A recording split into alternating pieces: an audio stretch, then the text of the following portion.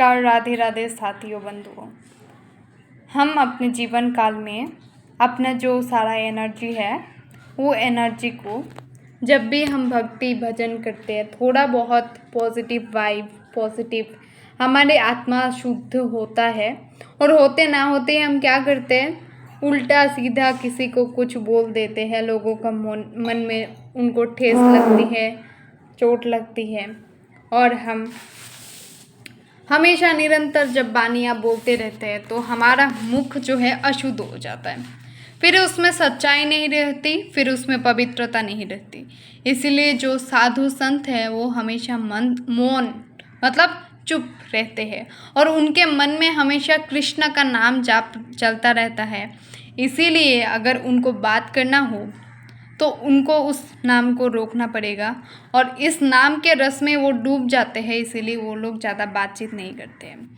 आपको पता है क्या? आपको पता है, आप अगर व्रत नहीं कर सकते हो तो आप उस दिन इस तरह से उपवास कीजिए कि किसी को ऐसा बानी मत कहिए कि उनके दिल में चोट लगे, या फिर आप खुद की जो आपका मन और शांत रहे, इसके लिए आपको चुप मौन रहना बहुत ही ज़्यादा ज़रूरी है। आप कुछ भी व्रत नहीं कर सकते हो तो उस दिन आप चुपचाप रहिए, निरंतर मन में ही कृष्ण नाम का जाप करते रहिए। आपको पता है, हम जब भगवान के मंदिर में जाते हैं, भगवान के दर्शन करते हैं, भगवान के बारे में जब चिंतन करने को कहा जाता है तो आपके दिमाग में हमेशा बस भगवान का जो रूप है, जो स्वरूप है, जैसे कि मैंने श्री कृष्ण के बारे में आपको चिंतन करने के लिए कहा है, तो आपने क्या, आपके मन में अगर आप नेत्र को बंद करोगे तो क्या दिखेगा? श्री कृष्ण दोनों पाँव में तेरे होके बांसुरी बजा रहे हैं। लेकिन कृष्ण नाम का जाप करने का मतलब क्या है? मन में ही हमेशा किसी से कुछ भी बात किए बिना कृष्ण कृष्ण जपते रहना।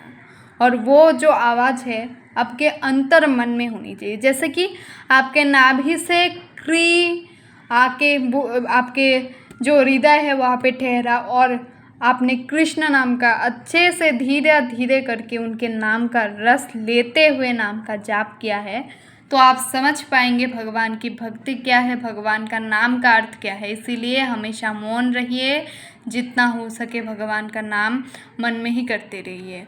और आपको अगर लगता है कि ये सब संभव नहीं है तो आप कृष्ण का नाम जोर से भी ले सकते हो।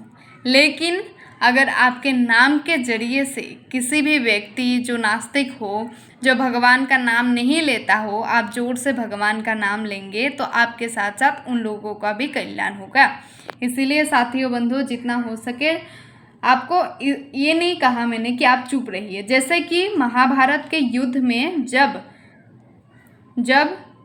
धृतराष्ट्र को बोलना था तब उन्होंने चुप रहा, इसके वजह से महाभारत का युद्ध हुआ। इसीलिए जब आपको लगता है कि अब बोलने की ज़रूरी है, जहाँ पे धर्म की बात हो, जहाँ पे आपके कर्म की बात हो, जहाँ पे आपको कोई ऐसा ना बोल के जाए कि आप उसका उत्तर ना दे पाए, अगर ऐसा व्यक्ति से मत लड़िए जो व्यक्ति के बुद्धि नहीं है। जो व्यक्ति हरिविमुख है उनके साथ तर्क करना ही बेकार है। लेकिन जो व्यक्ति हरि कथा से जुड़े हुए हैं, वो व्यक्ति अगर आपके बारे में कुछ फैला रहे हैं और आपको ऐसा आपके मन से आवाज़ आ रहा है कि आप यहाँ पे आपको बोलना पड़ेगा, नहीं तो धर्म के प्रति एक जो है वो भावना चली जाएगी। जहाँ पे ज़रूरत है वहाँ पे बोलिए और जहाँ पे ज़रूरत नहीं है बेकार के बात करके अपने समय और अपने चरित्र को बर्बाद ना करें। राधे राधे, खुश रहिए, स्वस्थ रहिए।